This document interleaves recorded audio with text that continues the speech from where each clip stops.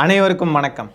தாவேக்கா இன்னொரு பாஜக அப்படின்னு சொன்னால் எவன் கேட்குறான்? விஜய் அவர்களுடைய பிறந்த நாளான நேத்திக்கு, அதாவது ஜூன் 22 அன்னைக்கு பார்த்தீங்கன்னா அணில்கள் பட்டாக்கத்தியோட மாறி மாறி சண்டை போட்டு அடிச்சுக்கிட்டுலாம் இருந்திருக்கானுங்க, ரவுடிசம் பண்ணியிருக்கானுங்க. இன்னும் பலவிதமான சம்பவங்கள் நேத்திக்கு ஒரு நாளில் மட்டும் நடந்திருக்கு.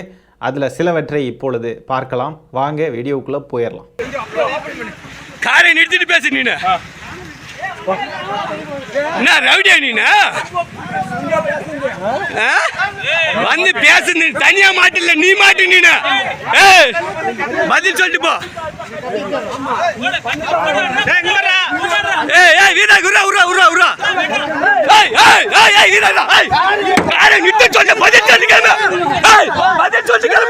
பார்த்தீங்களா, கையில் பட்டாக்கத்தியெல்லாம் வச்சுருக்கானுங்க.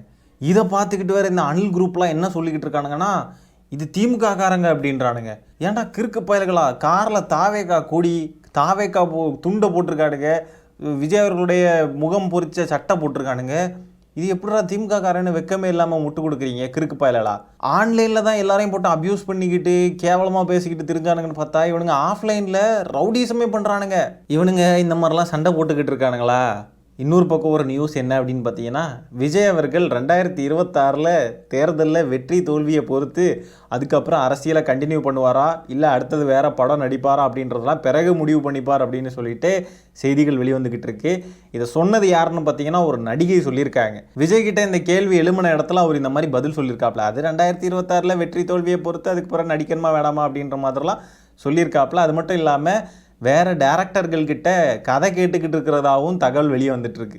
இவனுங்க இங்கே கிடந்து மாறி மாறி அடித்து சண்டை போட்டுக்கிட்டு இருக்காடுங்க. அப்படியே மானிமாவோடைய இன்னொரு வெர்ஷன் தான் தாவேக்கா. அதுலேயும் தாவேக்கா நிர்பந்தத்தால் ஆரம்பிக்கப்பட்ட கட்சி சொல்லிக்கிட்டே இருக்கோம், கேட்க மாட்டேங்கிறானுங்க.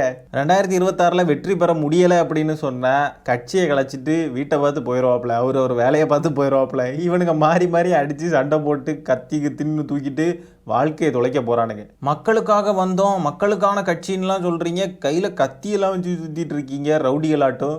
என்னடா என்ன மக்களுக்கான கட்சி? அப்போது இவனுங்க கட்சிக்குள்ளேயே இந்த பொறுப்பு விஷயங்களுக்கு மாறி மாறி அடிச்சுக்கிட்டு இருக்கானுங்க.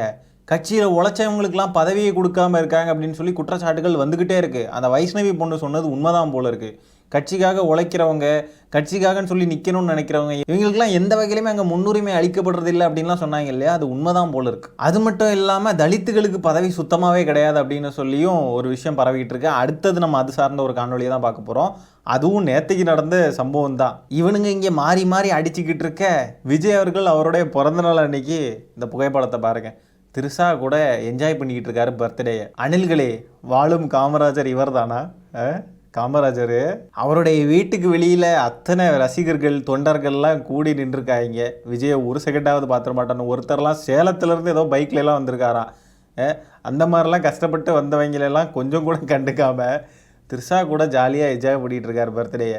கொஞ்சமாவது சூடு சோர்ணை, வெக்க ரோசம், மானம் ஈனம் ஏதாவதுலாம் இருக்காடா அவங்களுக்குல? இதில் வேற ஒரு சின்ன பையன் விஜயை பார்க்க முடியலன்னு அழுகலாம் செய்கிறாங்க. அந்த காணொலி லைட்டாக பாருங்கள். அட்லீஸ்ட் ஒரு ஹாய்ன்னு சொன்னால் கூட நாங்கள் கொஞ்சம் ஆறுதலாக இருக்கோம்.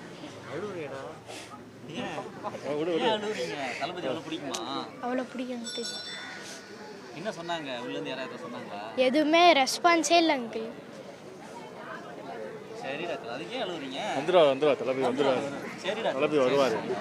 எனக்கு கேள்வி யாரை பார்த்து அப்படின்னா, இந்த சின்ன பையனுடைய பேரண்ட்ஸை பார்த்து தான்.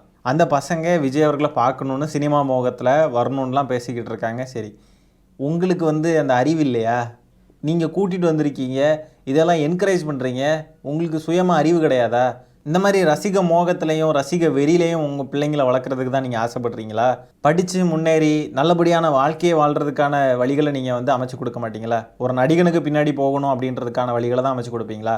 இந்த மாதிரி சின்ன பிள்ளைங்களை வளர்க்குறப்போ என்ன ஆகும்னா, ஒருத்தனை பார்த்தீங்கல்ல கையில் பட்டாக்கத்தி வச்சுட்டு அலைஞ்சிட்டு இருந்தால, அதே மாதிரி தான் இந்த மாதிரி பசங்களும் ஃப்யூச்சரில் ஆக சான்சஸ் இருக்குது. ஞாயிற்றுக்கிழமை அப்படின்றதும் உடனே கூட்டிகிட்டு போயிட்டீங்க விஜய் வீட்டுக்கு. கூட்டிகிட்டு போகிறதுக்கு வேறு இடமே இல்லையா?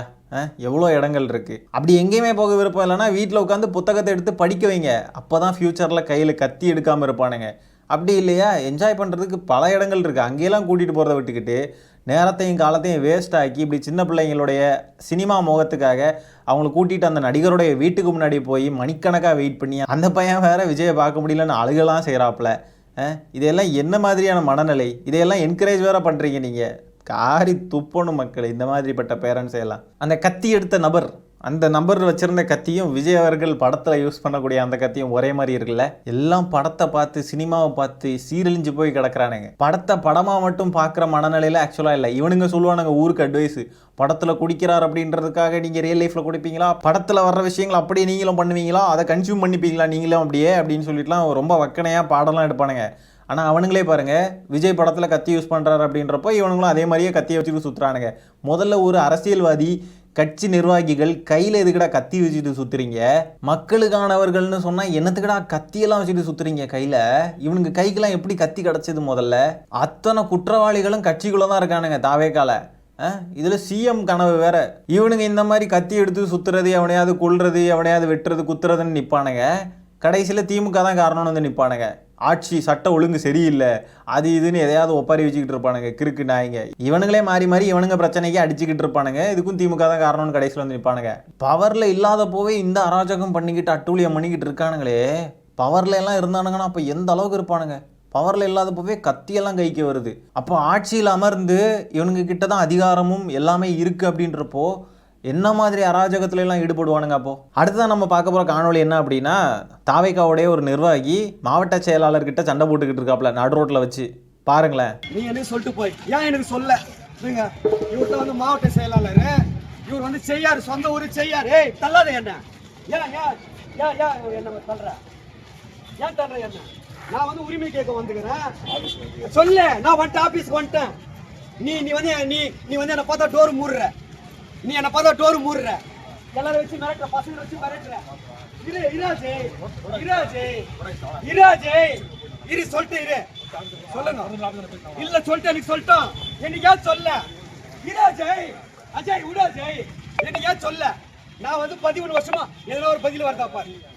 எதனா ஒரு பதில் வருது கேட்டா நான் வரு தலைமை ஆனந்த் சார் சொல்லிட்டாரு. அஜய் அஜய் உடாஜய் ஒருத்தர் அவருடைய ஆதங்கத்தை வெளிப்படுத்துகிறாப்புல அவரை பேசவே விடாமல் தடுக்கிறாங்க. பார்த்தீங்களா எந்த அளவுக்கு முடக்க பார்க்குறாங்க? பார்த்தீங்களா இந்த நபர், இந்த மாவட்ட செயலாளர், இப்போது இருக்கக்கூடிய மாவட்ட செயலாளர் வந்துட்டு ஆனந்த் சாரோடைய உண்மையான விசுவாசியான் புஷி ஆனந்துக்கு. அதனால அவருக்கு பொறுப்பு வழங்கப்பட்டிருக்கு. ஆனால் இவருக்கு பொறுப்பு வழங்கப்படலை அப்படின்னு சொல்லி இவர் குற்றச்சாட்டுறார். அவர் தரப்பு வாதத்தை அவர் என்ன சொல்ல வரார் அப்படின்றத பேசவே விட மாட்டேங்கிறானுங்க. பாருங்களேன் எப்படி அடக்கிறானுங்க பாருங்க. இல்ல சொல்லிட்டோம் சொல்லிட்டோம். நம்ம 15 வருஷமா நீ என்ன பாத்துக்கிறியா இல்லையா? இவன் யாரு? செய்யாருப்பா இவரு. இவர் வந்து ஆனந்த் சார் போட்டாரு. இவர் வந்து ஆனந்த் சாருக்கு விசுவாசி. இவரு ஆனந்த் சார் என்ன சொல்றாரோ அவரு இவரு பதிவு இவருக்கு. இங்கெல்லாம் வந்து வயசுகளுக்கெல்லாம் பதிவே இல்லை. ஆரணி தொகுதியில ஆரணி மாவட்டத்துல வயசுகளுக்கு பதிவு இல்லை. ஆரணி மாவட்டத்துல வயசுகளுக்கு பதிவு இல்லை. ஆரணி மாவட்டத்துல வயசு ஜாதி அடிப்படையில் நான் வந்து அம்பேத்கர் நகர்ல பிறந்துட்டேன்.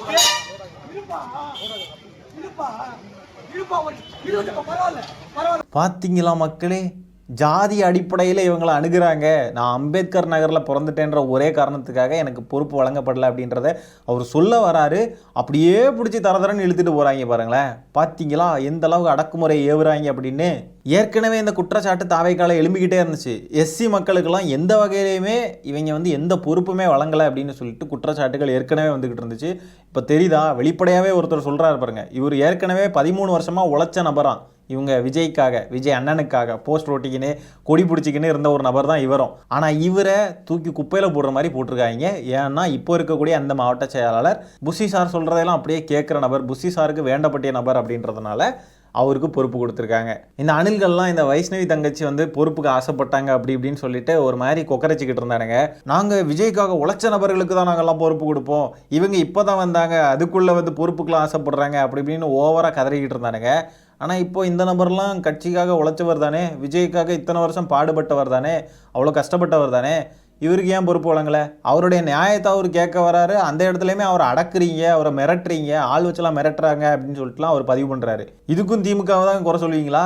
திமுக தான் ஏதோ பண்ணிட்டாங்க, இவர் ஏதோ ஏவி விட்டுட்டாங்க அப்படின்ட்டு திமுக கிட்ட தான் வருவானுங்க. பைத்தியக்கார பயலா. ஒரு கட்சியாகவே உங்களால் உருப்படியாக எதையுமே மேனேஜ் பண்ண முடியல, உங்கள் விஜய் அவர்களால் உங்கள் நிர்வாகிகள் கூடயே கான்டாக்ட் பண்ணி இதையெல்லாம் சால்வ் பண்ணி ஸ்மூத்தாக கொண்டு போகிறதுக்குள்ள வழிகளை அவர் ஏற்படுத்த மாட்டேங்கிறாப்புல. உங்களுக்கெல்லாம் ஆட்சி கனவு வேற கேட்குதா? ஆட்சிக்கெல்லாம் வந்தீங்கன்னா அப்போ என்ன தான் நீங்கள் பண்ணுவீங்க? நிர்வாகம் அப்படியே முழுக்க முழுக்க சீர்கேடாக தான் போகும். இப்போ நம்மளுடைய திமுக ஆட்சியில் அங்கங்கே தெரியாமல் நடக்கக்கூடிய தவறுகள், எல்லா ஆட்சியுமே 100% பெர்ஃபெக்டாக நடக்கணும்லாம் சொல்ல முடியாது. அங்கங்கே ஏதாவது ஒரு தவறு தெரியாதனமாக நடந்துடும். அதை சரி பண்ணுறாங்களான்றது தான் அடுத்த கேள்வி. அங்கங்கே தெரியாமல் நடக்கிற சின்ன சின்ன தவறுகளுக்கே நீங்கள் எல்லாம் ஒப்பாரி ஓலம் போட்டு அழுன்னு ஒப்பாரி வைக்கிறீங்களே. திராவிட மாடல் ஆட்சி அப்படியா இப்படியா அப்படியான்னு வச்சுக்கிட்டு இருக்கீங்களே. இந்த மாதிரிப்பட்ட பிரச்சனைகள்லாம் ஈஸியாக சரி பண்ணக்கூடிய விஷயங்கள் தெரிஞ்சே நடக்குது. ஆனால் அதை உங்கள் தலைவர் கொஞ்சம் கூட அதை கண்டுக்காமல் அப்படியே இஷ்டத்துக்கு அவர் பாட்டுக்கு அங்கே த்ரிஷா கூட பர்த்டே செலிப்ரேட் பண்ணிக்கிட்டு இருக்காரு. நீங்கள் ரோட்டில் அடிச்சுக்கிட்டு இருக்கீங்க. நீங்கள் எல்லாம் ஆட்சிக்கு என்ன டேஸடாக கழட்ட போகிறீங்க? கட்சி தொடங்கி 2 வருஷத்துக்குள்ளே என்னென்ன அலப்பறை என்ன ஆட்டம்லாம் போடுறானுங்க பார்த்தீங்களா? தொடங்கி 2 வருஷம் தான் இவனுக்கு செயல்பட ஆரம்பித்து இப்போ தான் கொஞ்ச நாள், அதுவும் அறிக்கை செயல்பாடுகள் தான். அதுலேயும் என்னமோலாம் பெருசாக புழுத்துனானுங்க. இந்த மாதிரி விஜய் அவர்கள் ஜனநாயக ஷூட்டிங் முடிஞ்சு போச்சு, இனிமேல் முழு நேரம் அரசியலில் ஈடுபட போகிறாரு அப்படி இப்படின்னு. நம்மளும் சரி ஏதாவது கூட்டம் போட்டு மேடை போட்டு ஏதாவது பேசுவாப்புல, நம்ம நிறைய கண்டென்ட் தருவாப்புல அப்படின்னு பார்த்தாக்க ஆளையை காணும். பிறந்த நாளை கூட வெளியில் தலையை கூட காட்டாமல் பண்ணையார் பங்களாவுக்குள்ளேயே பதுங்கி உட்காந்துக்கிட்டு இருந்திருக்காப்புல. இவர் என்னமோ அப்படியே அரசியலில் அப்படியே நொட்டி தள்ளுற மாதிரி இவனுங்க அப்படியே பெருசாக பில்டப்லாம் கொடுத்தானுங்க. அது மட்டும் இல்லாமல் ரோட்டில் இந்த மாதிரி மாறி அடிச்சுக்கிட்டு திரியிறானுங்க இவருக்காக. ஏன்டா நீங்கள்லாம் இந்த மாதிரி இருக்கீங்க?